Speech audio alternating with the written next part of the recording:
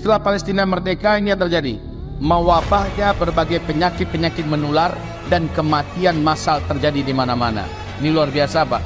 Akan banyak yang terjadi meninggal karena penyakit nggak jelas, mewabah setelah Palestina merdeka. Ya, lalu kematian massal terjadi di mana-mana. Di situ mati satu kampung, di situ mati, banyak yang mati. Di perang dunia saja banyak orang yang harus jadi korban.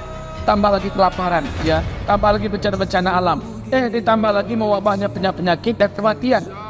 Semakin banyak yang harus dilihat dengan mata kepala telanjang ini. Dan ini berat, Pak. Sehingga kata Rasulullah, pada saat itu orang yang paling kuat imannya lewat dekat kuburan. Dia berharap kalau dia yang ada di dalam kuburan itu. Saking beratnya hidup di atas punggung bumi pada saat itu. Orang yang kuat iman sampai berkata, kalaulah saya meninggal kemarin, kalaulah saya yang dalam kuburan ini. Itu menandakan apa, Pak? Saking beratnya ujian yang akan dijalani. Tapi kita harus lulus. Dan Rasulullah menyebutkan kepada kita jalan-jalannya, trik-triknya, langkah-langkahnya, persiapan-persiapan apa agar lulus ujian yang berat ini. Karena setelah ujian ini akan tiba puncak ujian, yaitu Dukhon, lalu Dajjal keluar. Ini puncaknya, ya. Baik, selanjutnya, nah ini yang ketujuh nih, gua demen banget ini. Nomor 6, perang perebutan kekuasaan yang akan terjadi di Arab ini, Pak. Arab Saudi itu kalau meninggal Raja Salman besok nih, kita akan lihat bagaimana para pangeran akan berdarah-darah, Pak, ya, untuk memperebutkan jabatan dan kekuasaan raja.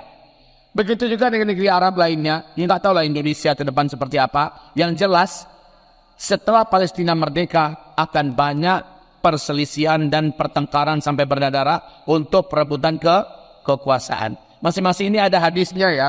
Tolong baca di kitab ini nanti. Karena kalau kami sebutkan bacakan hadisnya sekarang nggak cukup waktu. Jadi ada kitabnya biar kita punya pegangan. Baik. Lanjut. Israel lenyap, Amerika dan Eropa runtuh. Amin. Sudah merdeka, Israel hilang. Israel hilang. Sekarang saja Bapak Ibu, hawa-hawa Israel menguap dan dunia benci seluruhnya dengan Israel sudah sangat mengkental, mengkristal. Betul? 144 negara pro dengan Palestina merdeka dan mengumumkan jijik bencinya dengan Israel. Hanya 9 negara yang menolak Palestina menjadi sebuah negara dan hidup menjadi salah satu anggota resmi. Sementara 29 abstain. Oke, berikutnya kerusuhan, perang, pembunuhan, chaos terjadi di mana-mana. Maka bertanyalah Ibnu Hawalah pada Rasulullah, ya Rasulullah, alangkah mengerikan hidup pada saat itu. Adakah tempat yang aman saat itu ya Rasulullah, yang engkau rekomendasikan kami untuk hijrah ke tempat itu? Ada, kata Rasul. Di mana ya Rasul? Kemana kami akan hijrah? Di mana tempat yang paling aman saat itu? Nabi berkata, Palestina. Syam adalah tempat yang teraman saat itu di muka bumi. Terbalik ya Pak ya. Sekarang tempat paling kacau di mana? Tempat yang paling tidak aman di mana? Tempat yang paling tragis di mana? Semuanya di Palestina. Tapi akan dibalik oleh Allah semuanya. Negeri Arab akan menjadi negeri yang paling kacau. Sehingga kata Rasulullah, Umranul Maqdis kharabu Yathrib.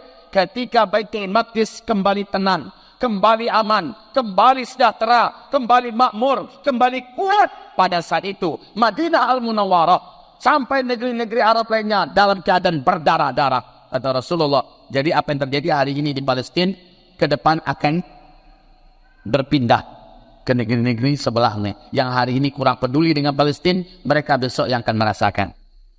Nah kata Rasulullah, tempat hijrah kamu saat itu adalah Palestina.